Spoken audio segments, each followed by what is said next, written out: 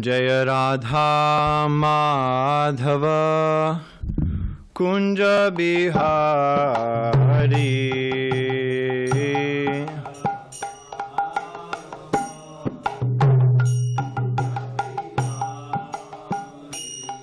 Jaya Radha Madhava Kunja Bihari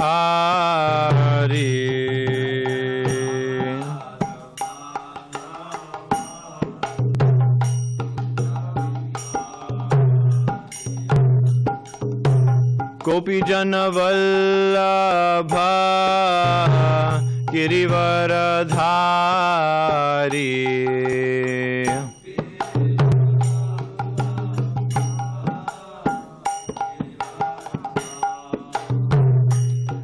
Jaya Gopi Jana Vallabha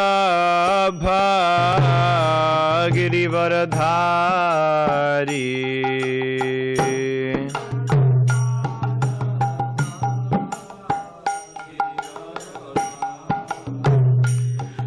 Yashodanandana Vrajajanaranjana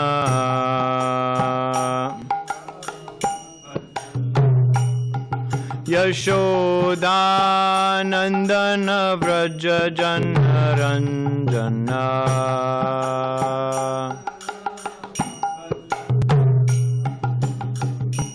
Yamunatira Vanachari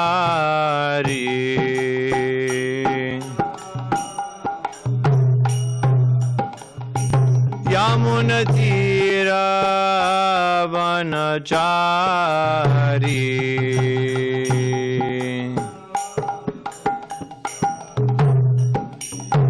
Jaya Radha Madhava Kunja Bihari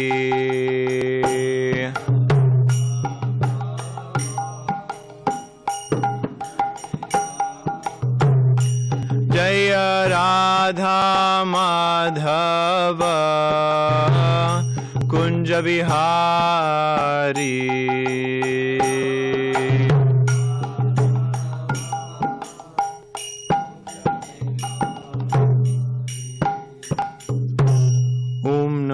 Bhagavate Vasudevaya Om Namo Bhagavate Vasudevaya Om Namo Bhagavate Vasudevaya We are reading from Srimad Bhagavatam, Canto 7, Chapter 9, text number 42, and I need the book.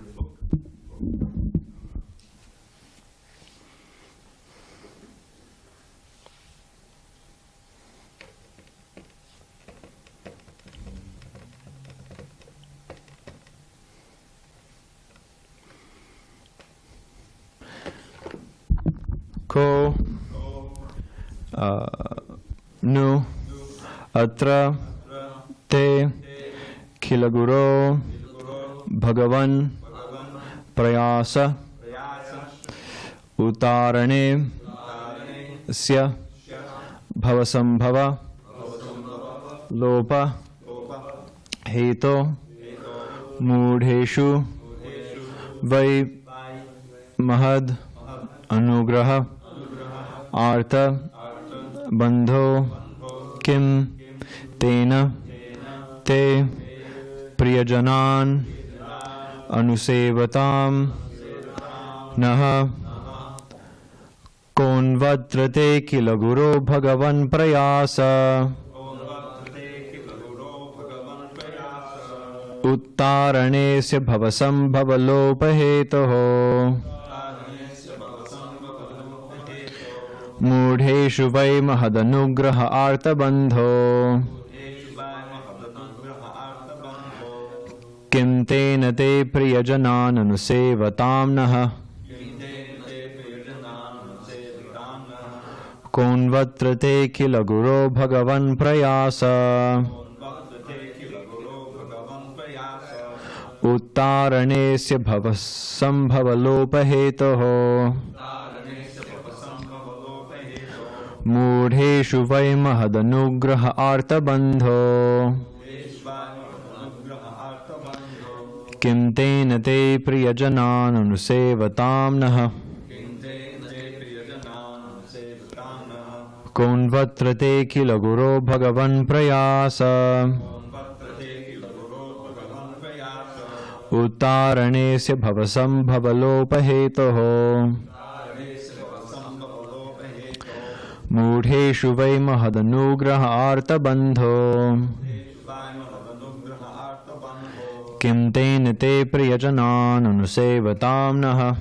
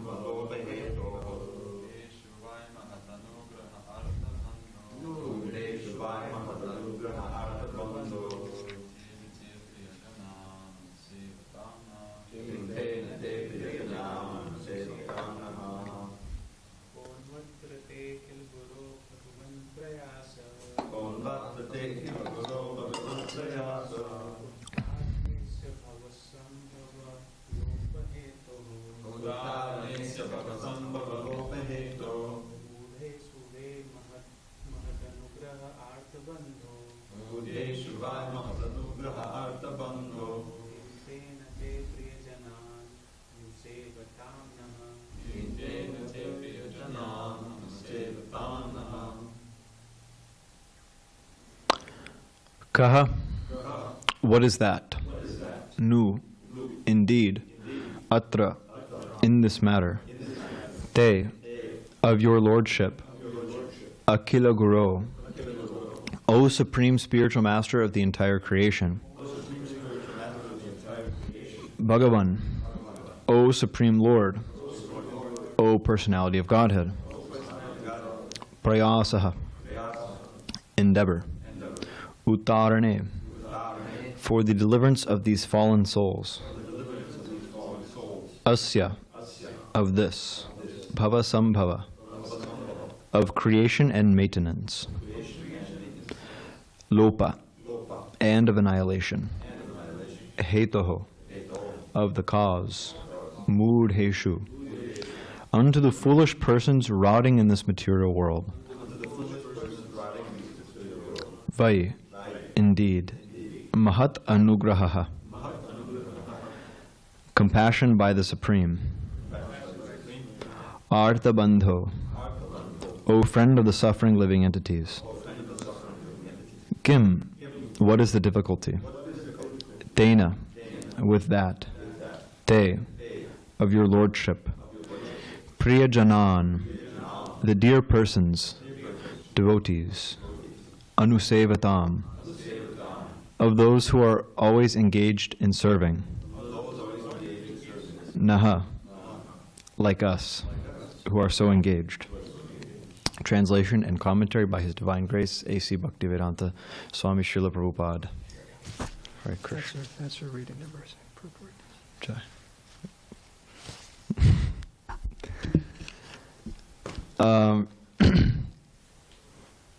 Translation. O my Lord, O Supreme Personality of Godhead, original spiritual master of the entire world, what is the difficulty for you who manage the affairs of the universe in delivering the fallen souls engaged in your devotional service?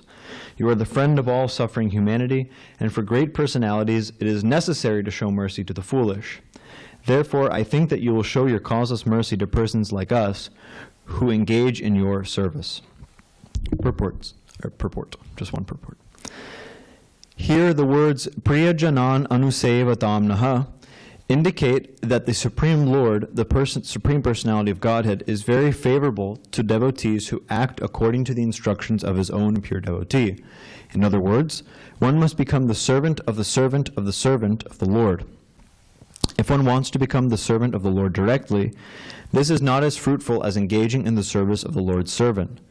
This is the direction of Śrī Caitanya Mahāprabhu, who shows us the way to become Gopi Bhartuf Padakamalyor Dasa Das Anudasaha. One should not be proud of becoming directly the servant of the Supreme Personality of Godhead. Rather, one must seek a pure devotee, a servant of the Lord, and engage oneself in the service of such a servant. The more one becomes the servant of the servant, the more one becomes perfect in devotional service. This is also the injunction of Bhagavad Gita, Evam parampara praptam imam rajarshayo viduhu. One can understand the science of the Supreme Personality of Godhead simply by the parampara system. In this regard, Srila Narottam Das Thakur says, Tadir charan shevi bhakta shanivas. Let me serve the lotus feet of the devotees of the Lord, and let me live with the devotees. Janame janame hoy e abhilash. Following Narottam Das Thakur, one should aspire to be a servant of the Lord's servant, life after life.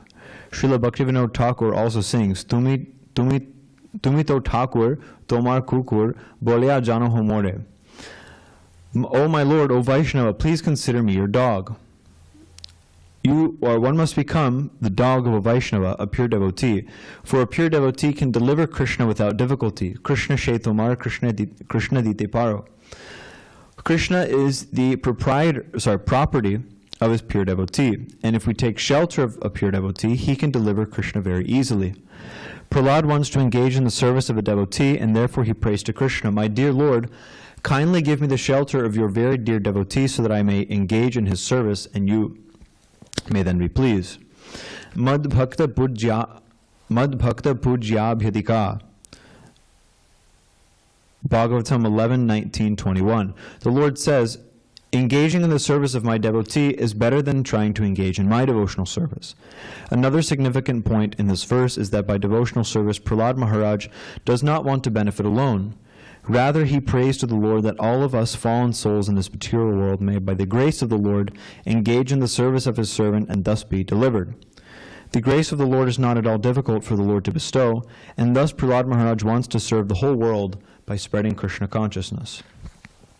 Om Ajnanatimirandasya Jnananjana Shalakaya Chakshur Unmilitam Yena Tasmai Shri Gurave Namaha.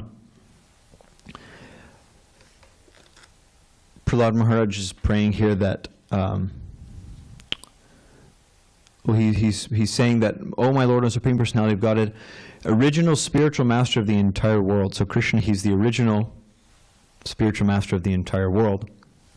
It's kind of interesting to refer to Krishna as spiritual master, because spiritual master is only really understood in relation to Krishna. He's like the reference point for what that word even means. So Krishna is the original spiritual master. In one sense, he's the only spiritual master because he's the source of all spirit. The word is used in the purport Bhagavan or Bhagavan. Bhaga means opulence. Aishvaryasya samagrasya viryasya yashasa shriyaha. Jnana vairagayo. What what is it? Jnana Vairagyoshchaiva Shannam Bhaga Itingana.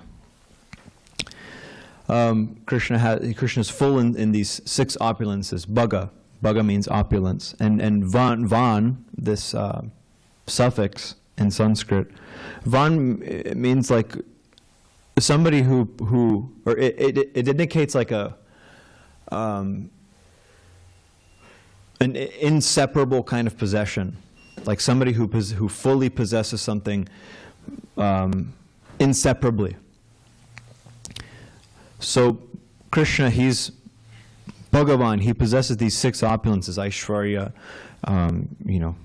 opulence.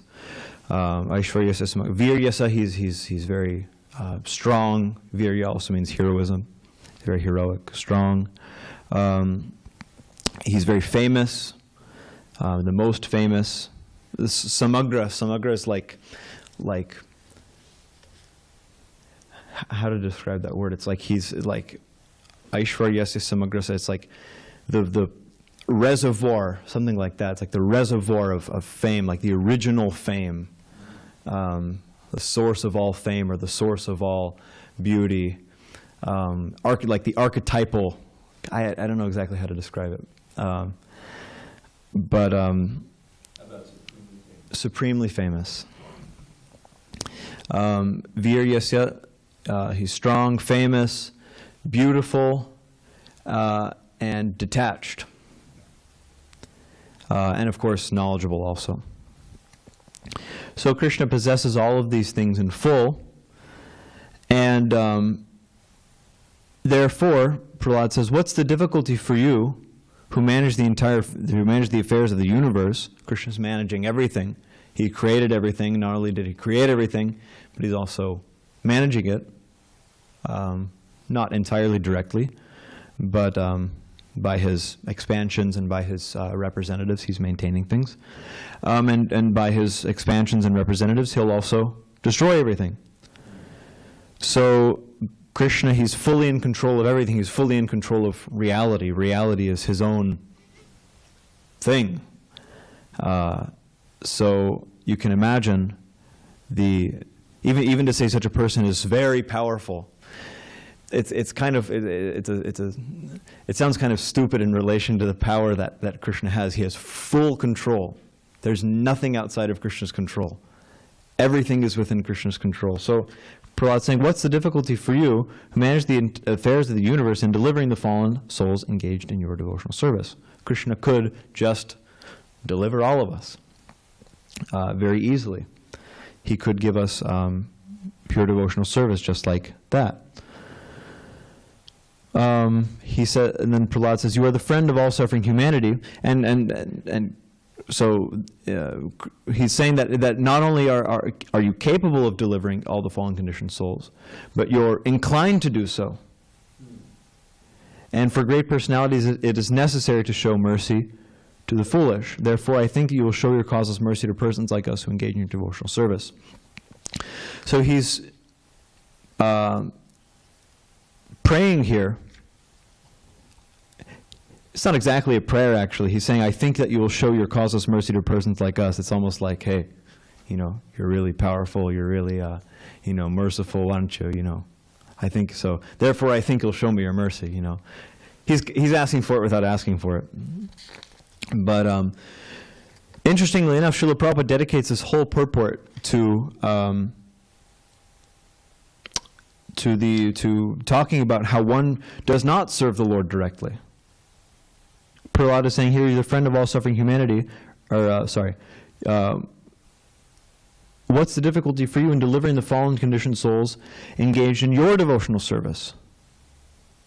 Therefore, I think that you will show your causeless mercy to persons like us who engage in your service. And then Srila Prabhupada dedicates the entire purport to saying, don't engage in the service of Krishna. Engage in the service of Krishna's servants. Which is, Srila Prabhupada kind of latches on to, latches on, not that it's like some fanatical thing, but he he sees this line here, Priya Janana Nusevatam Naha, that indicate that the Supreme Lord, the Supreme Personality of Godhead, is very favorable to devotees who act according to the instructions of his own pure devotee. So the idea here is that Krishna's mercy or Krishna's devotional service is rendered through Krishna's servants. That's the system that Krishna creates, that you don't serve me directly, you serve my servants, and then that service gets passed up the, what do you call it, the chain, and it eventually reaches me. So in order to, so Srila Prabhupada says that we don't serve the Lord directly. If one wants to become the servant of the Lord directly, this is not as fruitful as engaging in the service of the Lord's servant. One thing is, what do we know about serving Krishna directly? What do we know about, there's one story Srila Prabhupada, or about Srila Prabhupada. I think one devotee was cutting a mango or something like that, and he was doing it all wrong, something kind of weird he was doing. And Srila Prabhupada took it and said, don't do it like that, do it like this. And he cut the mango properly. And he said, just see, even for cutting a mango you need a guru. So we are very small. We are all very, I mean, even you could say physically, we're all very small. The jiva is said to be 1/10,000th the size of the tip of a hair. So that's very small. But Krishna, he's Bhagavan, he has all these opulences in full. But we have them to a very, very minute degree. Very extremely minute degree, like really, really just like, it's barely there. I mean, fame, how much fame do we have, you know, each of us in this room? How much fame do we have? Dravida Prabhu is certainly famous, yeah. That too, actually. But fame, you know, anyway, all these different opulences we can analyze for ourselves. I won't say that you're all not beautiful and you're all not this or that or knowledgeable. But we can all analyze for ourselves to what degree we have these opulences, even in relation to other people in the material world. There are so many, there's always somebody more beautiful, there's always somebody more knowledgeable, there's always somebody more famous, stronger. So, what to speak of even in the material world, what to speak of in relation to Krishna, we are very, very, very, very small. So, what do we know about anything? We don't know what's going on even inside our body. The activities of the body are being carried out without our knowledge. We're not even fully in control of our own bodies. We can't even trust our eyes or our ears. How much do we mishear or see things wrong or this or that? So we are very, very extremely small. So what do we know about serving Krishna directly? Nothing. We don't know anything about serving Krishna directly. Therefore, Krishna sets up a system that if you want to serve me, you should serve my pure devotee. Because pure devotees, they know. Pure devotees they have it in with Krishna. They know what Krishna likes. They know what Krishna doesn't like. They know how to apply the philosophy of Krishna consciousness in certain situations. This or that, you know. Like Srila Prabhupada made so many adjustments according to time, place, and circumstance for the purpose of spreading Krishna consciousness. Who else but a pure devotee could do such a thing? Who else but a pure devotee could for instance, engage women like Srila Prabhupada engaged women? According to traditional culture, the way Srila Prabhupada engaged women is, I mean, very, in the sense that engaging them in the direct worship of the deity, traditionally that's not done.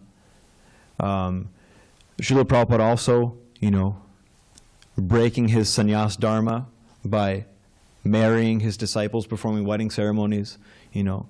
Better to say performing the marriage rather than marrying his disciples. Yes, performing the marriage ceremonies with his disciples. Srila Prabhupada is not marrying his disciples. But if you look, if you were to go to Sri Rangam and go to the, you know, whatever, some GR there, and say, you know, Swamiji, can you perform my marriage ceremony? You know, I mean, even if you, that's assuming that you even get close to them. They jump into the Ganges with their clothes on. Yeah, they'll jump into the Ganga with their clothes on. Or in Sri Rangam, they'll jump in the Kaveri with their clothes on.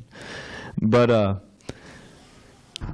it's unheard of the way Srila Prabhupada did certain things. Absolutely unheard of. But who else but a pure devotee could do such a thing?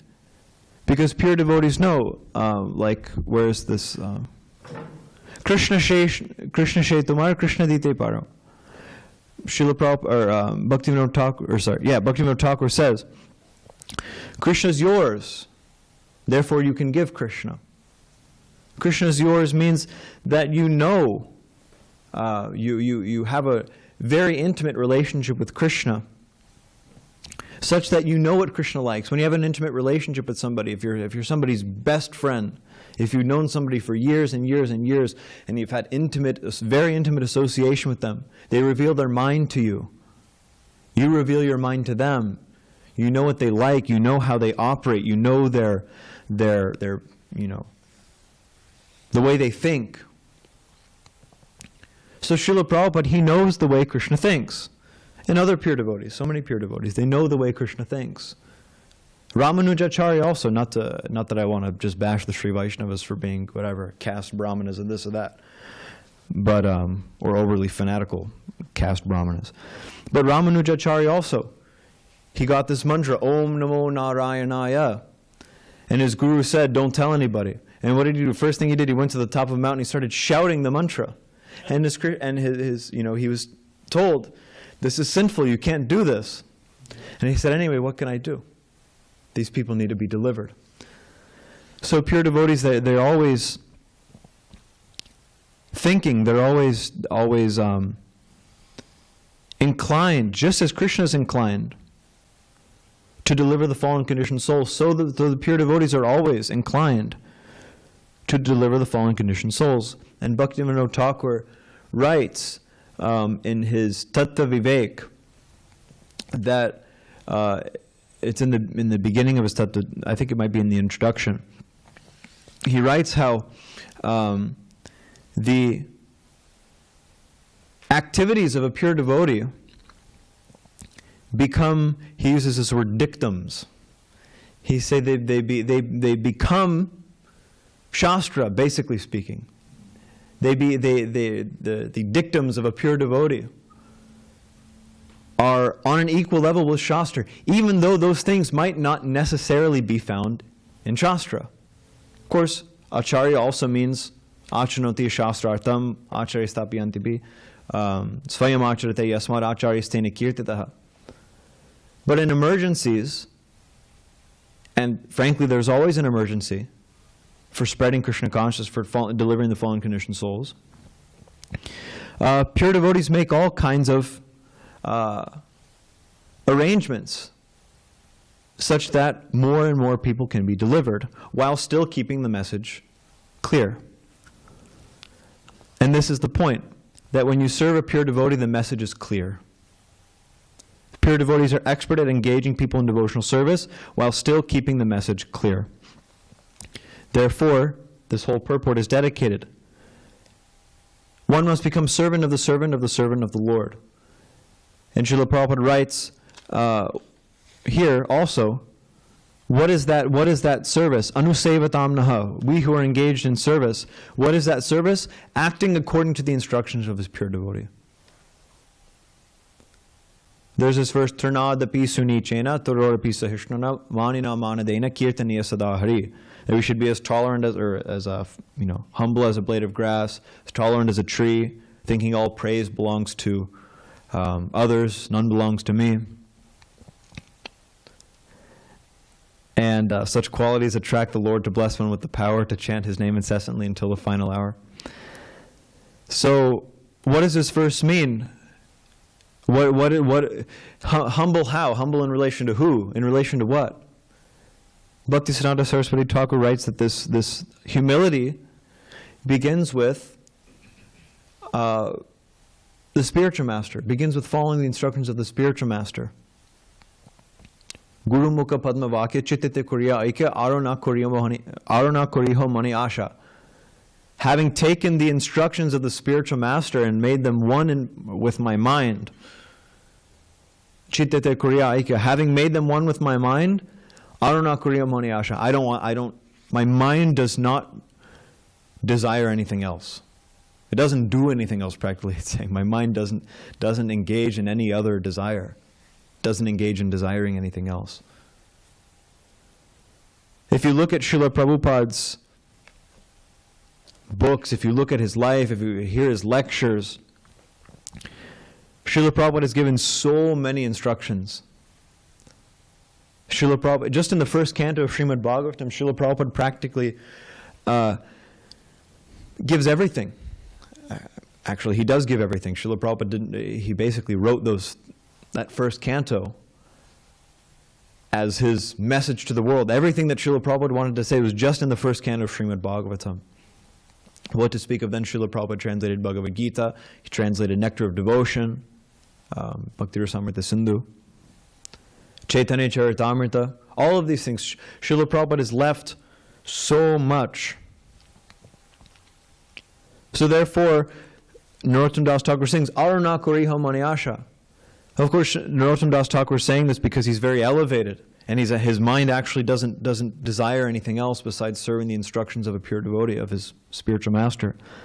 But even if you look at us, Aruna Kuriho Mani Asha, we have sufficient, you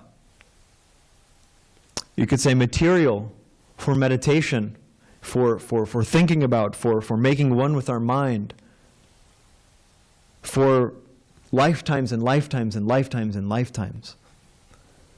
So, what's the use? What's the use of desiring something else? What's the use of desiring anything else? When there's so much to think about, so many instructions to serve, and even instructions, very simple instructions. The depth of those instructions, even just take one instruction, take this verse, Trinadapi suni chena torapi sahishnuna. You could spend your entire life and many, many lives perfecting such an instruction. The instructions of pure devotees, of course this is Chaitanya Mahāprabhu, but the instructions of pure devotees are like that. You could take just this one sentence. Here the words Priya Janan Anusevatamna indicate that the Supreme Lord, the Supreme Personality of Godhead, is very favorable to devotees who act according to the instructions of His pure devotee. Just one sentence. You could make your entire life about that one sentence. How deep servant of the servant of the servant of the Lord. Just that phrase you could dedicate your entire life to. Take any sentence in Srila Prabhupada's purports, any sentence in any Srila Prabhupada's books, lectures, conversations. Practically speaking, the instructions of a pure devotee are so deep that you could dedicate your entire life to perfecting, going deeper into one word, one sentence, one conversation. But we don't have much time. Therefore, Aruna Kuriho Mani Asha, we shouldn't desire anything else. To desire anything else is just like, it's what's an analogy? It's like if your sabji's burning on the stove and you go to start cutting up more vegetables. It's like, listen man, you have to deal with this. There's a lot here to deal with. Your sabji's burning on the stove and you're going to go, whatever, start cutting up more vegetables or do this or that or, I'm gonna chant around or something like that, There's if you want to be engaged, there's engagement right there, Tend to your sabji. So in the same way, Why do people deviate from the process of Krishna consciousness? Because they don't feel like they feel like they need something else. They feel like they need something more. They feel like Krishna consciousness isn't hitting the spot. But there's so much. There's so much in Srila Prabhupada's books. There's so much in Srila Prabhupada's words. You could serve one word for a million births and still not get to the end of it. There's so much there. Therefore, O Lord, O Vaishnava, please consider me your dog. Srila Prabhupada says, one must become the dog of a Vaishnava. What's the nature of a dog? The nature of a dog is he's there, and he's serving his master. Very simple. The master says sit, he sits. The master says lie down, he lies down. Says roll over, he rolls over. Simple. He eats when the master feeds him. He drinks when the master gives him water. He goes out when the master takes him out for a walk. Simple. And when the master leaves, when the master's somewhere else, what's he doing? He's waiting by the door, just waiting. When will my master come? He has no consciousness outside of, this is my master. Of course, it's a dog. It's, analogies only go so far, But at the end of the day, it's still a dog. But the example's there. We should be so simple. We should be so simply devoted to the spiritual master. Simply means, what else is there to think about? What else is there to do? Even in terms of enjoyment, if you want to say, oh, well, I don't know, giving up my own sense gratification, this and that. There's no other happiness. There's no other, even if you want to say, I want to be happy. I don't want to serve somebody and make them happy. I want to be happy. Where's their happiness? What's the happiness of the material world? Living like there's so many unspeakable, disgusting ways that people try to find happiness in the world, and they really think that they're happy. I was just hearing, get ready for the example. No, I'm just joking. It's not too bad. But I was just, anyways, came up on my, computer. I was looking, anyway, it came up on like the home page of whatever search engine Firefox uses. I don't know, that has some new stuff there. But this guy, his name is Larry Ray, I think his name was. And anyway, basically he just like, he's like a absolutely like master manipulator. Just like amazing how powerful his faculty of manipulating people is. And anyway, he like got out of prison or something like that. He moved in with his daughter and some like in their college dorm, which is kind of weird. And basically over the next like couple of years, he got his daughter's friends basically like under his finger, such that they practically went insane. Just by manipulating them, just by speaking to them and this and that, he practically drove them insane. And he had them under his finger for like several years. I think one of them was like up to 10 years. And like, I was just thinking like, what a sick form of happiness, that your happiness is just to control people. It's not like he was like, some crazed sex monster or this or that, like he was like raping them or something like that, or he was extorting money out of them. He would get them to admit to crimes that they never did. And they believed it. He would get them to admit that they committed crimes against him, and he would record their confession. And then he would say, "You've broken my property, therefore, or this or that or whatever, and therefore you have to pay me." And they did it. And they lived with him too. So, this is, I mean, compared to the happiness, the ways that other people try to find happiness and sense gratification in the material world, this is relatively innocent. People engage in so much unspeakable activity. Anyway, it was just on my mind because I heard it. It was really, I was just kind of shocked, actually, how far people will go. But anyway, even if you want happiness, where is there happiness in the material? What kind of happiness? It's like for a second there's some, oh, and then it's over, and then your life's miserable. That's it. It's just, ooh, oh, and then your life's miserable. And then you forget whatever you start, whatever you like, you spend all your dopamine or whatever, and then you're miserable. And then a week later you forget about it. And you think, okay, yeah, I want that. And then the result is that you're miserable again. And then it's like, oh, okay, never doing that again. And then again and again and again and again. And that's material life. That's material happiness.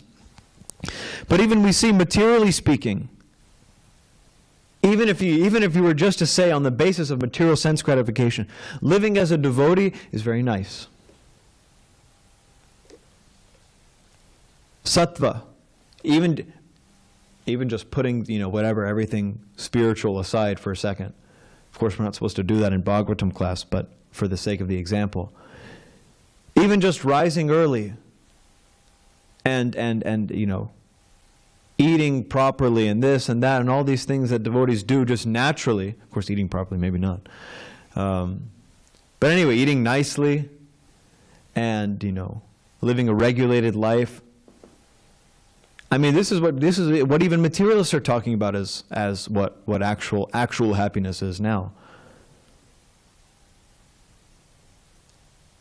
But Krishna consciousness is of course the real thing.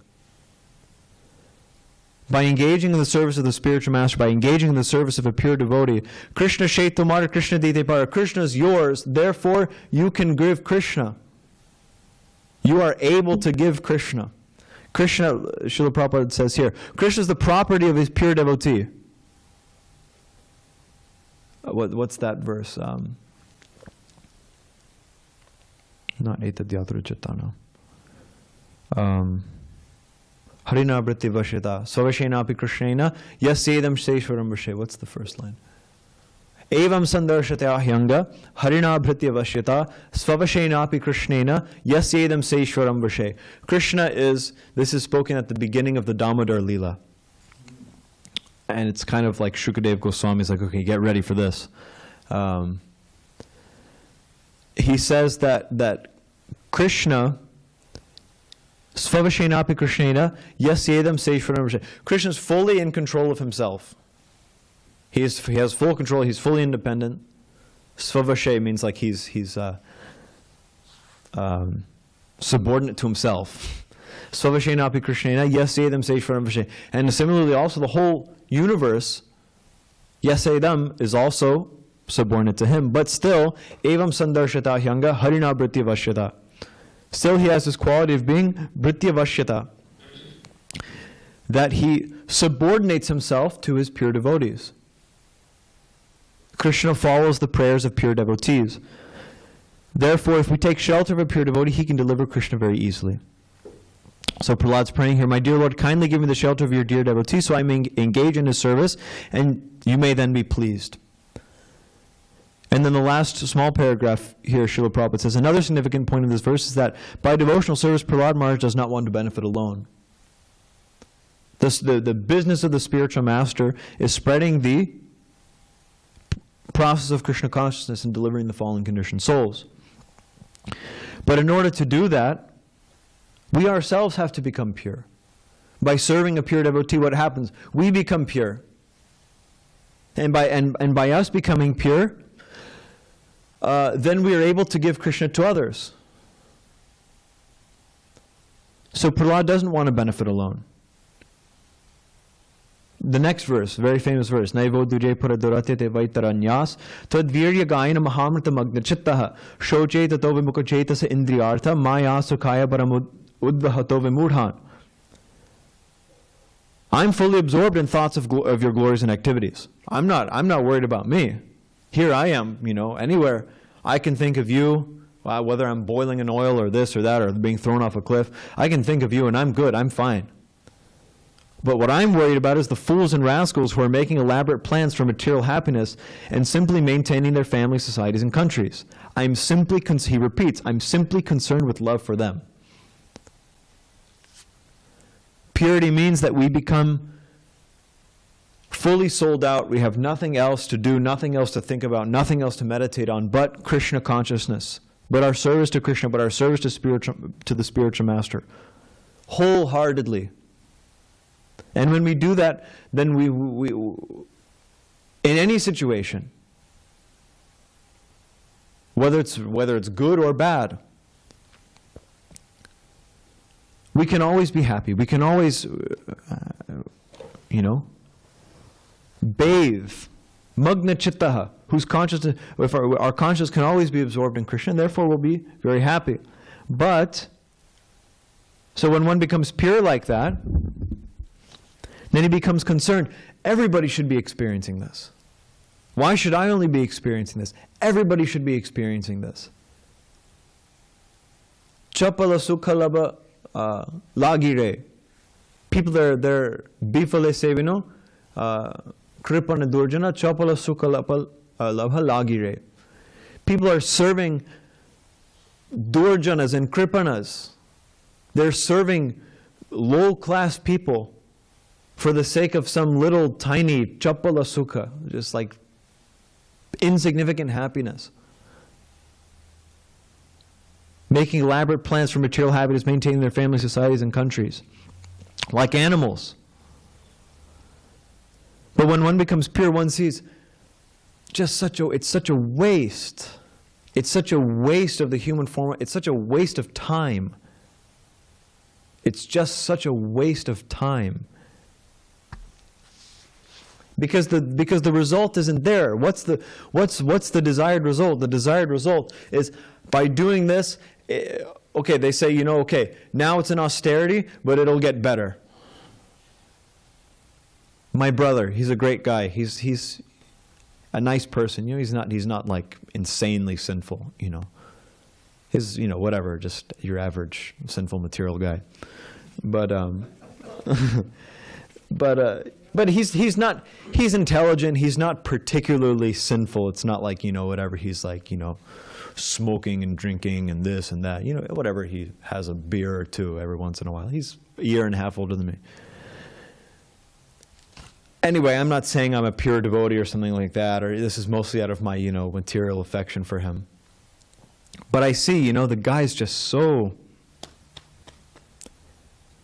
He's just not very mature, He has this idea. Okay, I'm going to college, and then after he finished college. Now he's going to medical school, and it's going to be hard. Next 8 years in medical school, and then after that residency, and then this and that, and then working.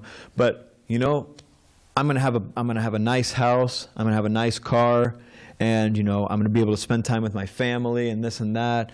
And it's just like I just seeing it. It's just like, man, like.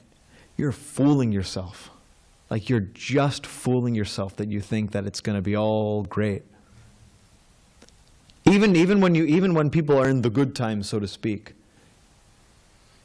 You don't feel like nobody says these are my golden days right now. You look back when you're whatever, much older, and you say those were my golden days. Compared to my miserable suffering condition right now. It only goes downhill. Therefore, pure devotees are always concerned. Srila Prabhupada said, Bhakti distribution is the business of the spiritual master.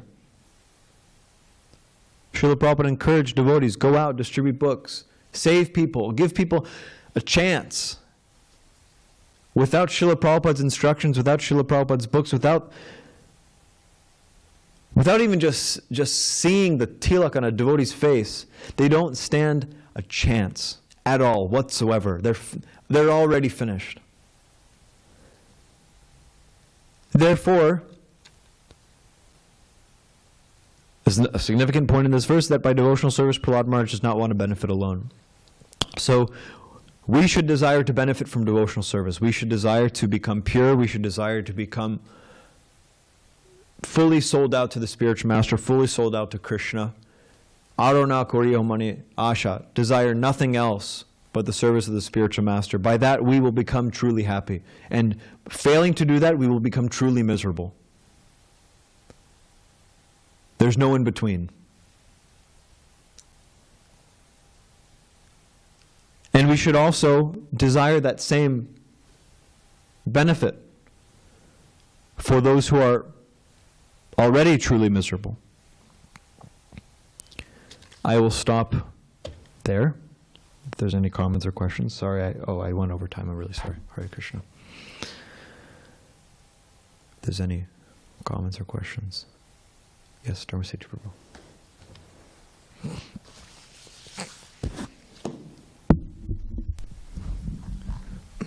Towards the beginning of the class, you mentioned that the pure devotee has the ability to adjust things for spreading Krishna consciousness. And I think maybe you should be a more refined definition that they're able to adjust things successfully. Because devotees adjust things sometimes, and boy, do we make mistakes. Yeah. Let's not do this, let's do this, and then we find out, boy, we're in a lot of Maya. We, stay up late. Devotees, like one example, in the beginning of the movement, devotees would stay up till 1, 2 o'clock in the morning, and Prabhupada stopped that. To be out preaching and so on, but it just ruins your sadhana. So exactly how to adjust things. The great devotees know how to adjust things and be successful, whereas the neophyte devotees adjust things and there's problems. So we have to be careful not to think that we know how to adjust things. Oh, I'll do this, I'll do that, and everything. This is for Krishna consciousness. Prabhu is for preaching. Yeah. One thing is adjusting in such a way that the message stays clear. Another thing is also adjusting in such a way that we actually stay Krishna conscious. The message might stay clear, but we won't remain Krishna conscious.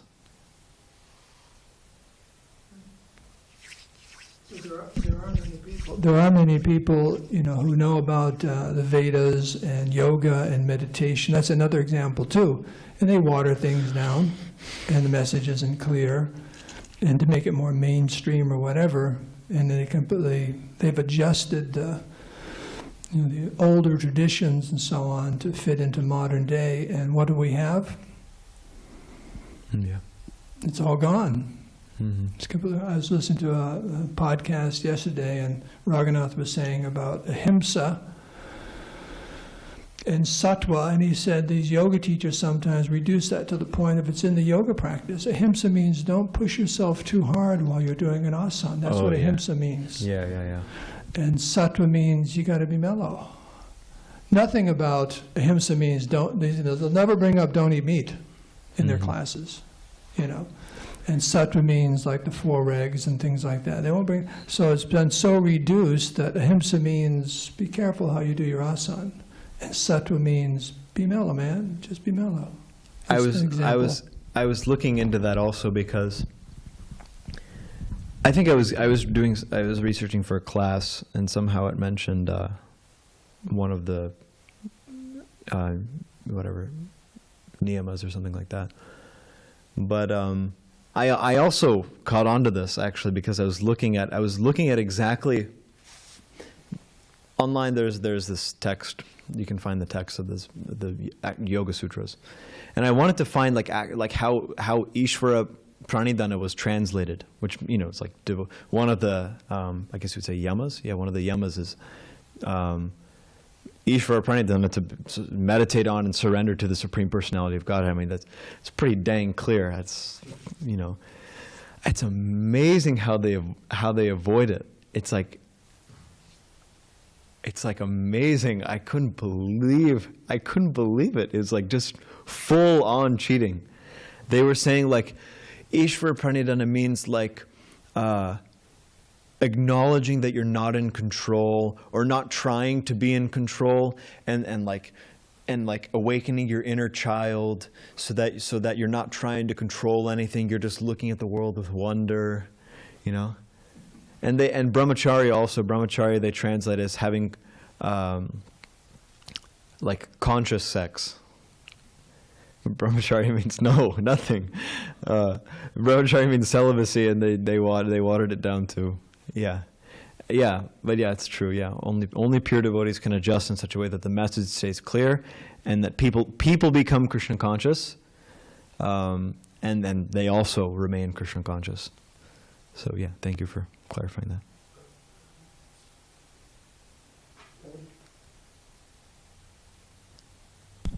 Hare Krishna, thank you for the class. I understand everything, but if we can see from the other side that, these examples what you gave, like interpret other way, how to say, wrong way they interpret these scriptures, like Yoga Sutras.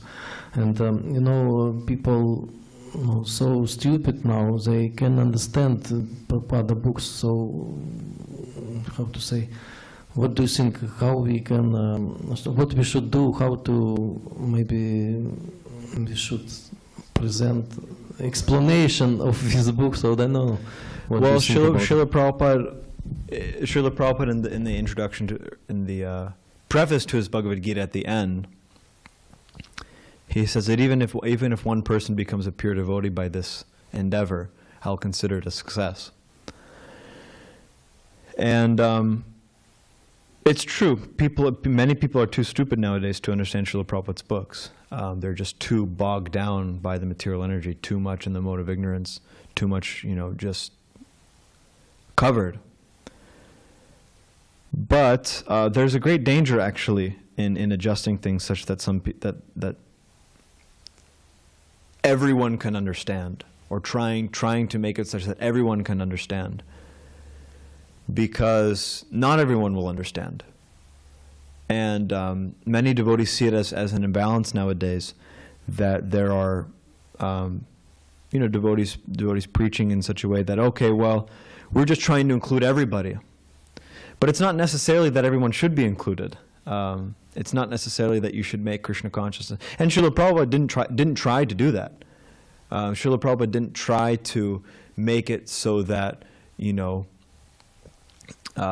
beefeaters could be engaged in Krishna consciousness while still retaining their, beef eating. Of course, you give them prasadam, whatever, you can engage them in some way. But it's not that you make a way that they can practice Krishna consciousness while still being beef eaters. So, in the same way, some people will not understand Srila Prabhupada's books, and but that doesn't necessarily mean that we should present Srila Prabhupada's books in a sentimental way, or in a way that such unintelligent people will appreciate, because then intelligent people won't appreciate it. Like, for instance, if we say, come to Krishna consciousness. If you come to Krishna consciousness, then just like in the narration in the fourth canto of Dhruva Maharaj's pastimes, Narada Muni says, by chanting this mantra, you'll be able to see the perfected personalities flying in the sky, which means basically you'll get yoga siddhis, So if we say, if you chant Hare Krishna, you'll get yoga siddhis.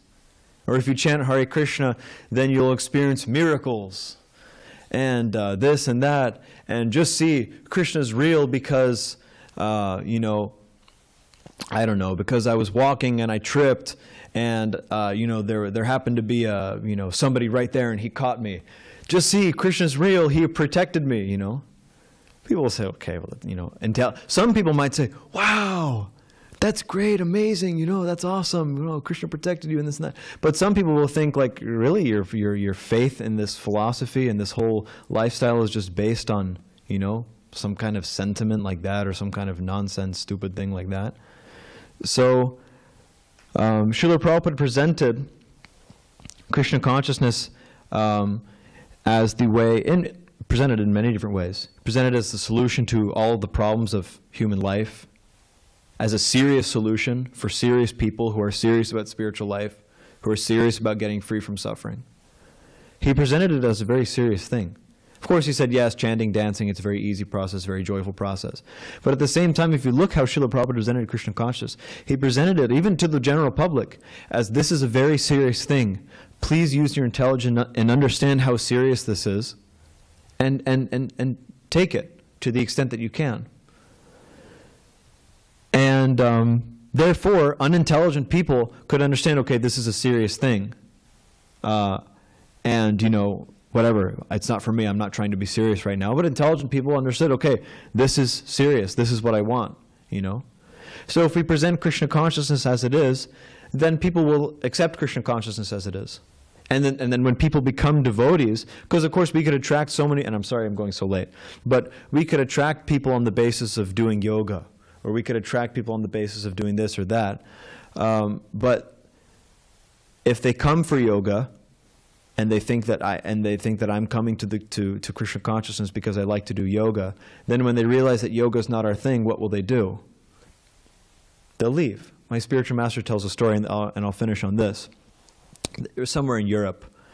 They had this. Some devotees had this preaching program, and they were, you know, preaching about, you know, lifestyle stuff and just preaching like, you know, here's how to, you know, whatever, I don't know, have a nice marriage, or how to, you know, get ahead in your career, or this and that, and you know, maybe saying like, you know, these principles from ancient scriptures and this and that, and how to, you know, and then eventually, and they were doing some yoga, I think, too, and then eventually, like, down the line, they had like a good core of people, you know, and eventually down the line, they gave one talk saying, okay, and then they kind of like introduced Krishna to all these people, and they cleared out. They were really disturbed that, like, they were like, this was about God the whole time, like this is like a religion, like this is like, you know. So if we just say up front, hey, this is our philosophy, this is what we believe, these are our philosophical principles, and accept them as you like, you know. This is what we believe, and if it's of course we also have to be presented in a way that's palatable, that's understandable to the best of our degree, or to the best of our ability. But we should present Krishna consciousness on its own merit, not necessarily to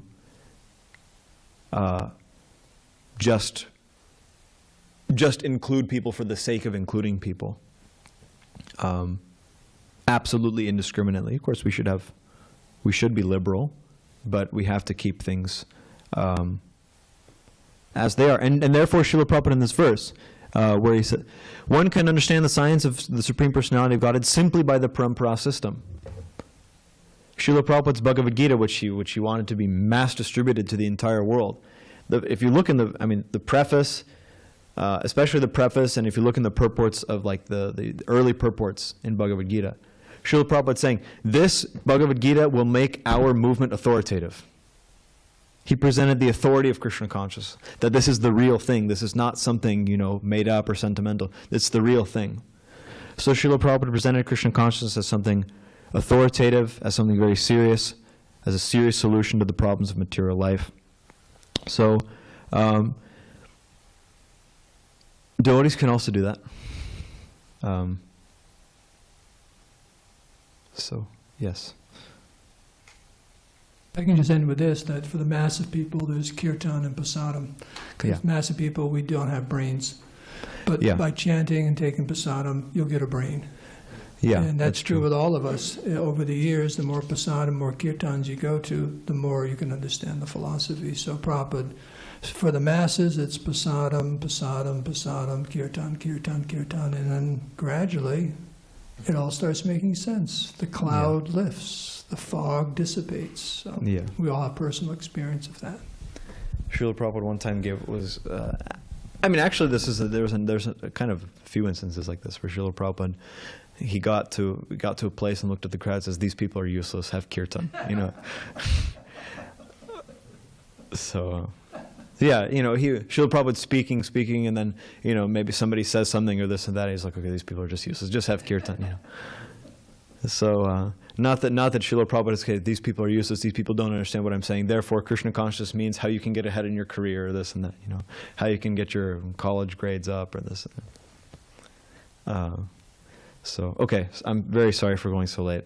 Granth Raj Srimad Bhagavatam ki jai.